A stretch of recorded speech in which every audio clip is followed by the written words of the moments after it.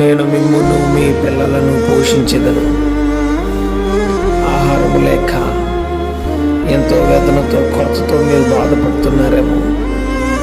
తినడానికి తిండి కూడా లేని పరిస్థితుల్లో చాలామంది ఉండొచ్చు.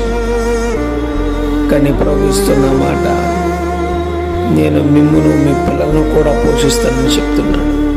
అది ఎప్పుడయ్యా అంటే, ప్రభు దగ్గర మనం సాగిలపడినప్పుడు, ప్రభు మాట మనం విన్నప్పుడు, ప్రభు కోరుకున్న విధంగా మనం ఉంటే కనుక ప్రభు నిన్ను నీ పిల్లలను కూడా పోషిస్తాడు. భయపడకు. ఆకాశ పక్షులను పోషించే దేవుడు, ఈ లోకంలో ఉన్న అనేకమైనటువంటి జంతువులను పోషించే దేవుడు నిన్ను నీ బిడ్డలను పోషిస్తాడు.